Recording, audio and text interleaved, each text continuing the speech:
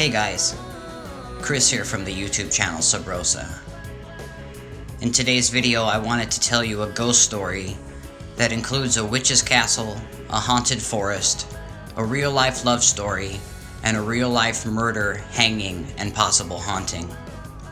The story takes place in Portland, Oregon, in an area that is now known as Forest Park. At just over 5,000 acres, Forest Park is one of the largest urban forests in the United States. There are over 80 miles of trails and many unique landmarks, but the most iconic landmark at Forest Park is a dilapidated stone building, believed by many to be haunted and referred to by locals as the Witch's Castle. The Witch's Castle is actually an abandoned Works Progress Administration era structure built in 1936. The stone building was originally a public restroom and ranger station, but in the 1950s some of the water lines broke and the building was left to wither away in the forest. Forest Park has a long history of being a hotbed of strange happenings and paranormal experiences, and the Witch's Castle is the epicenter of a haunting ghost story that goes back over 150 years. Much of what we know now as Forest Park was donated to the city of Portland by several families. The Witch's Castle is located on the Lower Maclay Trail. This part of the park was donated by Donald Maclay in 1897, but before belonging to the Maclay family, the property had changed hands several times. In 1850, a man named Danford Balch filed a claim for a parcel of land near to the newly settled town of Portland. Danford Balch soon realized he would need some help clearing some of the trees and undergrowth and set about finding a good helper. Unable to find a decent helper, Danford eventually and reluctantly hired a homeless man named Mortimer Stump to help him clear the property.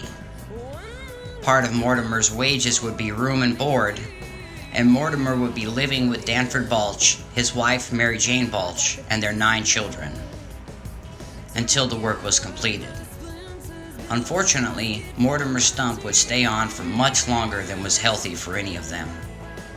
While working for Danford, Mortimer had fallen in love with Danford's daughter, the 15-year-old Anna Balch, and asked for her hand in marriage. This infuriated both Danford and Mary Jane Balch. Danford explained to Mortimer that he had no source of income aside from the work on the property, which by now was largely finished, and he did not have a home or a very good reputation, and Danford explained to Mortimer that he would not condone his marriage to his 15-year-old daughter Anna. Mortimer and Anna then threatened to elope, that is, run off and get married without the family's approval, and it was at this point that Danford Balch told Mortimer Stump that if they did elope, he would kill him. Undaunted by this threat, Mortimer Stump and Anna Balch ran off to Vancouver, Washington area, just across the river, and were married in 1858. And what happened next, Danford Balch would later claim, was the result of his wife bewitching him. The next time that Danford encountered Anna and Mortimer in Portland at a family gathering, making good on his promise to Mortimer, and allegedly under the bewitching of his wife, Mary Jane, a drunken Danford Balch pulled out his pistol and shot Mortimer Stump in the head, killing him instantly. Soon after, Danford Balch was arrested, but he managed to escape while awaiting trial. 6 months later, the police again apprehended Danford Balch, this time on his property, and he was found guilty and subsequently hanged in October of 1859, making Danford Balch the first legal hanging in the Oregon Territory.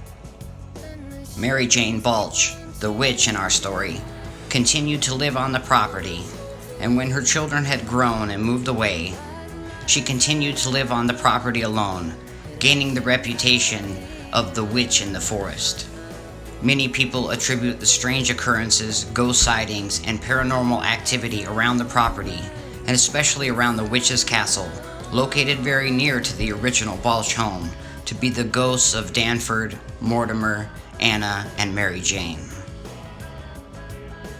Over time, the Balch land was sold to several various owners and eventually given to the city of Portland by Donald Maclay in 1897.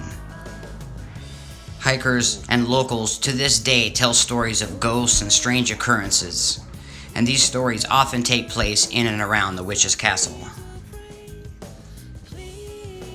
Thank you for taking the time to listen to today's story.